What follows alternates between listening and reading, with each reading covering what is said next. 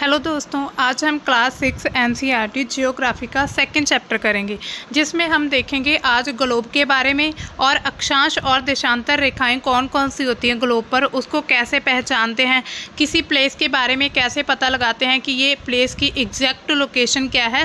तो इस पूरे को आज हम इस चैप्टर में समझेंगे। तो आइए शुरू करते हैं हमारा ये चैप्टर।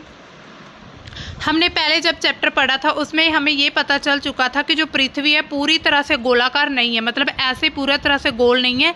ये ध्रुवों पर थोड़ी क्या है, चपटी है, मतलब कि इसी तरह से प्रॉपर तो इसी तरह नहीं सी, कुछ ऐसी शेप आप इमेजिन कर सकते हैं और बीच में से थोड़ी उभरी हुई है। इससे क्या होगा, मतलब आप सोचकर देखिए कि अगर जो ध्रुवों पर मान लीजिए ये पूरी पृथ्वी है, ध्रुवों पर यहाँ पर चपटी है और बीच में तो मध्य में थोड़ी सी क्या है, उभरी हुई है, तो आप इमेजिन कर सकते हैं वो कैसी लगती होगी। अब देखिए ग्लोब का हम यूज़ क्यों करते हैं, अलग अलग प्लेसेस का पता लगाने के लिए, है ना। तो ग्लोब जो है वो अलग अलग प्रकार के हो सकते हैं, जैसे कि कुछ बड़े ग्लोब होते हैं जो आसानी से एक जगह से दूसरी जगह नहीं ले जा सकते, मतलब बड़े ग्लोब को हम एक जगह से दूसरी जगह पर रिप्लेसमेंट नहीं कर सकते। दूसरे होते हैं पॉकेट में रखने योग्य, जो छोटे तथा गुब्बारे जैसे ग्लोब होते हैं जिसमें हवा भरी जा सकती है, इनको हम एक जगह दूसरी जगह आसानी से ले जा सकते हैं। ग्लोब जो है वो स्थिर नहीं होते हैं, इस प्रकार उसे घुमाया जा सकता है, मतलब कि वो एक जगह पर स्टेबल नहीं होते हैं। आप पिक्चर में देख सकते हैं, अगर आपके पास ग्लोब है तो आप उसको प्रैक्टिकली करके भी देख सकते हैं।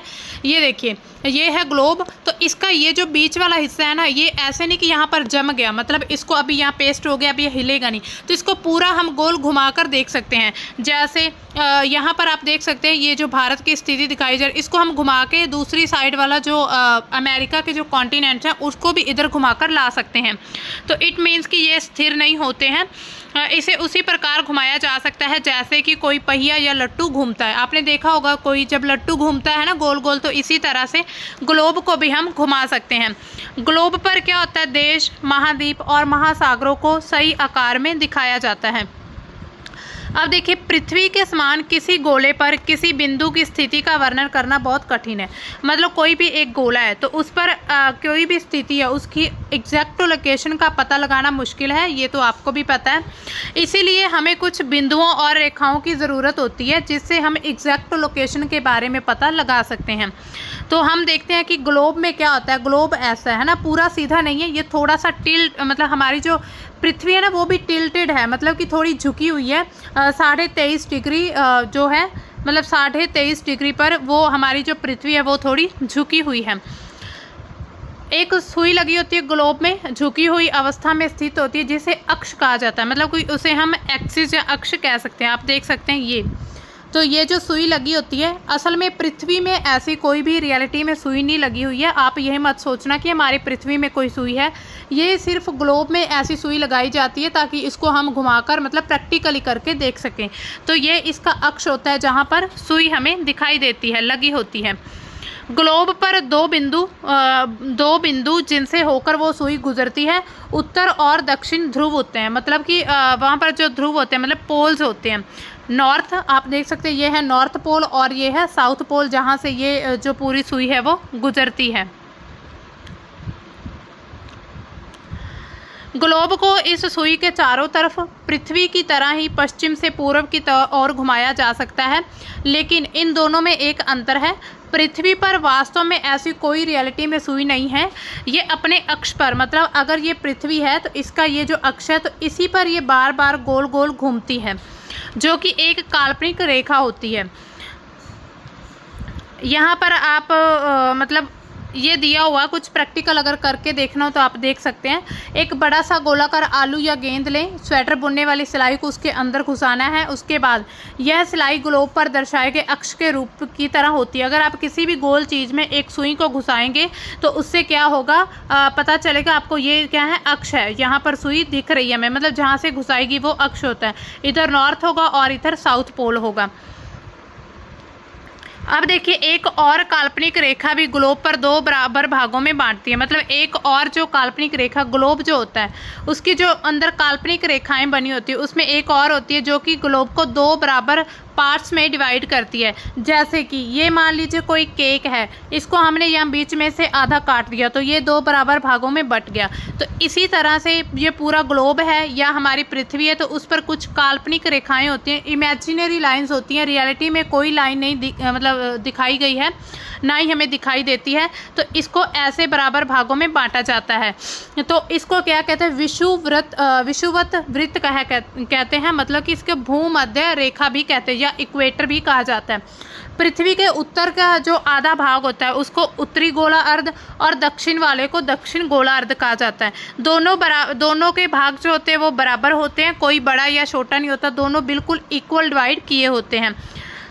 ये दोनों बराबर के आधे भाग होते हैं। इस प्रकार जो विषुवत वृत्त पृथ्वी पर एक काल्पनिक वृत्त बनाती है एवं यह पृथ्वी पर विभिन्न स्थानों की स्थिति बताने का भी एक बिंदु होती है। मतलब जो भूमध्य रेखा है वो ग्लोब पर विभिन्न स्थानों को, बिंदु को भी हम उनके जरिए देख सकते हैं। विषुवृत्त से ध्रुवों तक की स्थिति सभी समानांतर वृत्तों को अक्षांश रेखाएं कहा जाता है। मतलब कि ये देखिए, ये एक विषुवृत्त भूमध्य रेखा। अब इसके समानांतर जितनी भी ये रेखाएं खींची गई हैं, मतलब कि इसको लेटवी रेखाएं जो होती हैं उसको आप अक्षांश कह सकते हैं, मतलब उसको हम अक्षांश कहते हैं। समानांतर रेखाएं जो कि विषुवृत्त भूमध्य रेखा के समानांतर को अक्षांश कहा जाता है। अक्षांशों को अंश में मापा जाता है। विषुवृत्त भूमध्य रेखा है वो 0 डिग्री पर खींची जाती है, क्योंकि भूमध्य रेखा से दोनों तरफ ध्रुवों के बीच जो पृथ्वी और चारों ओर से वृत्त का 1/4 है, इसका माप क्या होगा, 360 डिग्री अंश का 1/4 यानी कि 90 अंश होगा। इस प्रकार 90 अंश उत्तरी अक्षांश उत्तरी ध्रुव को दर्शाता है और जो 90 अंश है वो दक्षिण अक्षांश दक्षिण ध्रुव को दर्शाता है। मतलब पूरा गोला जो हमारा होता है वो 360 डिग्री का होता है। तो इसमें जब इसको बराबर भागों में बांटा गया तो जो ऊपर वाला जो गोला होगा वो 90 डिग्री अंश का होगा, नीचे वाला 90 डिग्री का होगा। इस प्रकार भूमध्य रेखा के उत्तर की जो सभी समानांतर रेखाएं हैं उसको उत्तरी अक्षांश कहा जाएगा, जो उत्तर में होंगी, ठीक है, और जो दक्षिण में होंगी उनको दक्षिणी अक्षांश कहा जाएगा। इसलिए हर एक अक्षांश के जो मान के साथ उसकी दिशा उत्तर या दक्षिण भी लिखा जाता है। आप देख सकते हैं पिक्चर में भी, यहाँ पर देखिए आप, ये है पूरी पृथ्वी, इसमें ये है भूमध्य रेखा, तो इसके समानांतर ये रेखा, इधर ये रेखा, इधर ये, इधर ये। तो यहाँ पर आप देखेंगे उसका माप जब लिखा हुआ है रेखा का, तो उसके साथ ही जो डायरेक्शन है उसका नाम भी लिखा है। जैसे उत्तर ऊ लिखा है तो उत्तर और द लिखा है तो दक्षिण। इट मीन्स यहाँ पर पता चलता है कि हम उत्तर की बात कर रहे हैं या फिर दक्षिण की। उदाहरण के लिए हम देखते हैं महाराष्ट्र में चंद्रपुर एवं ब्राज़ील में बेलो हॉरिजॉन्टो दोनों ही एक उत्तरी मतलब एक अक्षांश 20 डिग्री पर स्थित है, लेकिन चंद्रपुर जो है भूमध्य रेखा के 20 अंश उत्तर में है, बेलो हॉरिजॉन्टो जो है भूमध्य रेखा के 20 अंश दक्षिण में है। मतलब जो अगर हम बात करें चंद्रपुर महाराष्ट्र की तो वो उत्तर में है और दूसरा जो है हॉरिजॉन्टो तो वो है दक्षिण में है। हॉरिजॉन्टो हाँ दक्षिण में, इसलिए हम कहते हैं कि चंद्रपुर जो है 20 डिग्री उत्तरी अक्षांश पर है और बेलो हॉरिजॉन्टो 20 डिग्री दक्षिण अक्षांश पर स्थित है। यहाँ पर चित्र में दिखाया गया, आप अच्छे से देख सकते हैं। इसके अलावा कुछ महत्वपूर्ण अक्षांश रेखाएं होती हैं, वो कौन सी हैं? जो सबसे महत्वपूर्ण है, भूमध्य रेखा 0 डिग्री होती है, उत्तरी ध्रुव 90 डिग्री उत्तर में, दक्षिण ध्रुव 90 डिग्री दक्षिण में।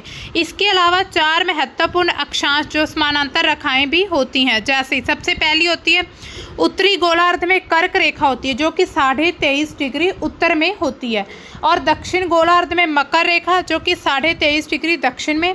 विषुवृत्त के 66.5 डिग्री में उत्तरी ध्रुव वृत्त होता है और विषुवृत्त के 66.5 डिग्री दक्षिण में दक्षिण ध्रुव वृत्त होता है। तो ये आपको रेखाएं याद रखनी है। बीच में होती है भूमध्य रेखा, ऊपर कर्क, इधर मकर। तो ऊपर जो होती है उत्तरी ध्रुव वृत्त और नीचे जो दक्षिण ध्रुव वृत्त। आपको इनका माप याद रखना है। 0 डिग्री पर होती है भूमध्य, कर्क और मकर बराबर होती है 23.5 डिग्री, 0 डिग्री से डिफरेंस उनका सेम रहता है 23.5, और उसके बाद जो उत्तर और दक्षिण ध्रुव वो भी सेम रहता है 66.5 डिग्री, 0 डिग्री से लेकर। अब देखिए पृथ्वी की जो ताप कटिबंध है वो क्या होते हैं? कर्क रेखा और मकर रेखा के बीच सभी अक्षांशों पर सूर्य एक वर्ष में दोपहर से सिर के ठीक ऊपर होता है, इसलिए इस क्षेत्र में सबसे ज़्यादा ऊष्मा मतलब कि सबसे ज़्यादा जो गर्मी होती है यहाँ प्राप्त होती है ऊर्जा, तथा इसे उष्ण कटिबंधीय कहा जाता है। तो सबसे ज़्यादा जब जो ऊष्मा होती है सूरज की, तो वो कर्क और मकर रेखा के बीच होती है। कर्क रेखा तथा मकर रेखा के बाद किसी भी अक्षांश पर दोपहर का सूर्य कभी भी सिर के ऊपर नहीं होता। ध्रुव की तरफ सूर्य की जो किरणें तिरछी होती हैं, ध्रुव जो होते हैं मतलब पोल से होते हैं, यहाँ पर आप देख सकते ये सूर्य है तो सीधी जो रेखाएं यहाँ पर पड़ेंगी, उसकी किरणें यहाँ पर तिरछी होती हैं। इस प्रकार उत्तरी गोलार्ध में कर्क रेखा और उत्तर ध्रुव वृत्त तथा दक्षिण गोलार्ध में मकर रेखा, दक्षिण ध्रुव वृत्त के जो बीच वाला क्षेत्र है उसका तापमान जो होता है वो बिल्कुल मीडियम सा रहता है, इसलिए इसे शीतोष्ण कटिबंधीय कहा जाता है। मतलब कि अब दोबारा समझे, ये है हमारी पृथ्वी, ये है हमारी, ये भी टेढ़ी बन, ये है हमारी पृथ्वी, ठीक है। ये भूमध्य रेखा, ये है कर्क रेखा, ये है मकर रेखा। तो यहाँ पर जो उत्तरी जो ध्रुव है और जो ये है कर्क रेखा, तो इसके बीच का जो क्षेत्र है इसका तापमान जो टेम्परेचर होगा मध्यम होगा, मीडियम, और इसी तरह इसी पोल से दक्षिण पोल से मकर रेखा के बीच का भी मीडियम होगा। और जब हम कर्क और मकर रेखा के बीच का देखेंगे तो इसे उष्ण कटिबंधीय कहा जाता है, और इन क्षेत्रों को शीतोष्ण कटिबंधीय, मतलब यहाँ पर थोड़ी थोड़ी ठंड होती है। उत्तरी गोलार्ध में उत्तरी ध्रुव वृत्त तथा उत्तरी ध्रुव तथा दक्षिण गोलार्ध में दक्षिण ध्रुव वृत्त, एक दक्षिणी ध्रुव के बीच क्षेत्र में ठंड बहुत होती है। यहाँ सूर्य क्षितिज से ज़्यादा ऊपर नहीं आ पाता है, इसलिए इसे शीत कटिबंध कहते हैं। ध्रुवों वाले क्षेत्र को शीत कटिबंध कहते हैं, यहाँ पर सूर्य डायरेक्ट नहीं आता है। अब देखिए देशांतर क्या है, ये हमने देखा कि अक्षांश। अब हम बात करते हैं देशांतरों की। देशांतर क्या होते हैं? किसी भी जगह की स्थिति को बताने के लिए उस स्थान के अक्षांश के अलावा और भी जानकारी की ज़रूरत होती है। जैसे कि प्रशांत महासागर में स्थित टोंगा द्वीप और हिंद महासागर में स्थित मॉरिशस द्वीप एक ही अक्षांश पर है, 20 डिग्री दक्षिण पर।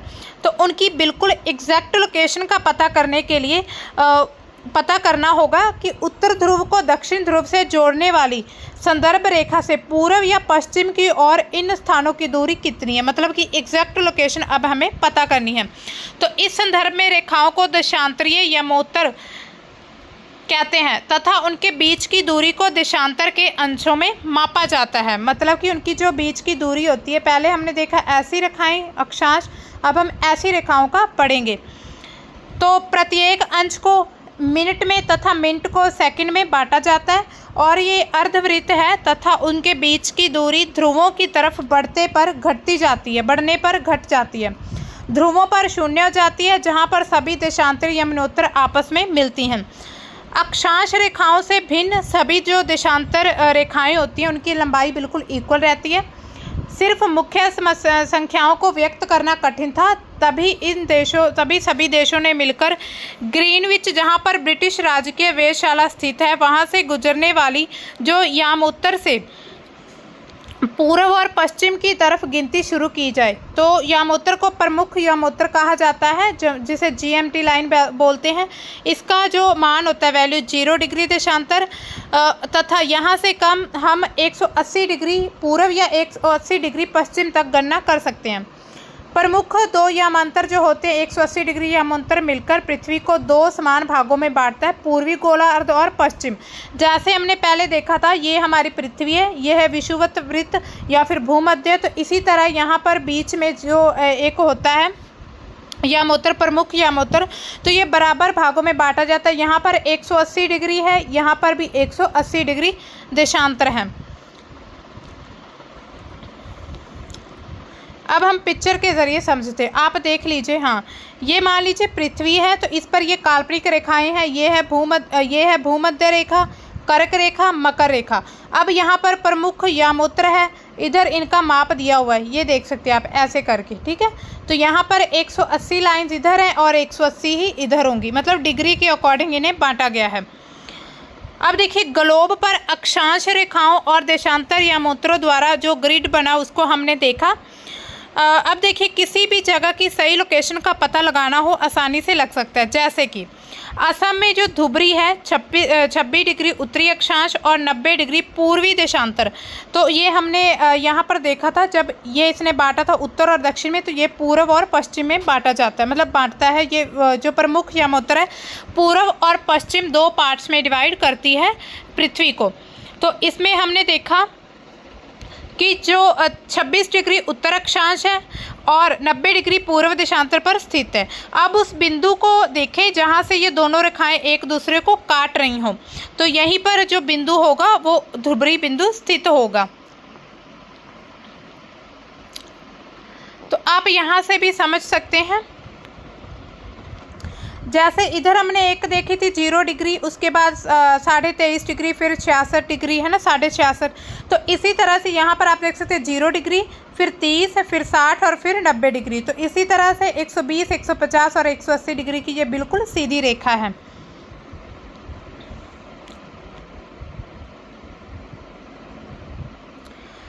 अब आप देख सकते हैं इसको, ये है हमारे जो विश्व के जो समय के क्षेत्र हैं, मतलब कि टाइम जो है वो अलग अलग जोन बनाए गए हैं। अलग जोन क्यों बनाए गए हैं? क्योंकि टाइम जो सूर्य होता है उसके निकलने का बहुत ही ज़्यादा डिफरेंस होता है। पूरब में सूर्य पहले निकल जाता है, लेकिन पश्चिम में जो सूर्य वो काफ़ी लेट निकलता है। तो इसी वजह से क्या है कि अलग अलग देशों ने अपने अलग अलग GMT जो मतलब टाइम जोन बनाए हुए हैं। तो भारत का जो टाइम जोन है वो प्लस 5.5 डिग्री 5.5 मतलब घंटे आगे है जो भारत का इन यूरोपियन कंट्रीज से। मतलब मेन जो है सबसे जो 0 डिग्री की लाइन है ग्रीनविच टाइम लाइन, तो वो ये है ग्रीनविच टाइम लाइन। तो इसके आगे वाले जो हैं उनको डिग्री के अकॉर्डिंग ये बांटा गया आगे आगे घंटों में, और ये इनको माइनस में लिया गया, ये पीछे हैं इतने। यहाँ पर आप देख सकते हैं। तो यहाँ पर देखिए क ख ग में और यहाँ पर 1 2 में समझाया गया। तो ये है एग्जैक्ट लोकेशन किसी भी चीज़ की। आपको ध्यान रखना है कि जो 1 डिग्री होती है वो 15 मिनट के बराबर होती है 1 डिग्री। ठीक है, यहाँ पर दिया भी था, हम एक बार फिर से चेक कर लेते हैं अच्छे से उन्हें।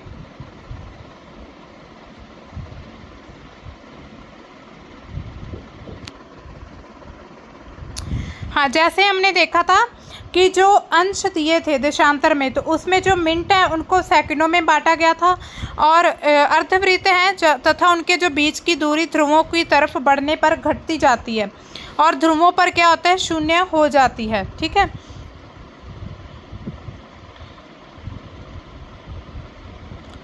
तो चलिए आगे देखते हैं।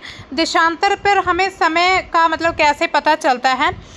समय को मापने का सबसे अच्छा तरीका होता है पृथ्वी, चंद्रमा और ग्रहों की गति, मतलब उनकी गति के अकॉर्डिंग जैसे वो गति कर रहे हैं तो उनके अकॉर्डिंग हमें समय को माप सकते हैं। सूर्योदय और सूर्यास्त रोज होता है प्रतिदिन। स्वाभाविक ही है कि पूरे विश्व में समय से निर्धारण का सबसे अच्छा साधन है सूर्य। ठीक है, स्थानीय समय का अनुमान सूर्य के द्वारा बनने वाली परछाई से लगाया जाता है।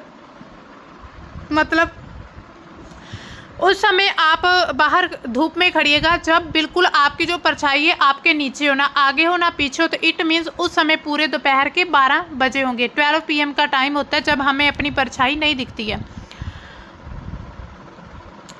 तो उसके बाद दोपहर में सबसे छोटी और सूर्योदय तथा सूर्यास्त के समय सबसे लंबी परछाई होती है। ग्रीनविच जो पर स्थित प्रमुख यामोत्तर है उस पर सूर्य जिस समय आकाश के सबसे ऊंचे बिंदु पर होता है उस समय को यामोत्तर पर स्थित सभी स्थानों पर दोपहर होती है। मतलब जो हमने GMT लाइन देखी थी उस पर जब सूर्य पड़ता है तो उस समय क्या होता है, उस समय मतलब जिन देशों से GMT लाइन गुजरती है तो उन सभी देशों में दोपहर होती है। क्योंकि पृथ्वी जो है पश्चिम से पूर्व की तरफ चक्कर लगाती है, वे स्थान जो कि ग्रीनिच के पूर्व में है उसका समय जो है ग्रीनिच के समय से आगे होगा, और जो पश्चिम में है उसका समय पीछे होगा।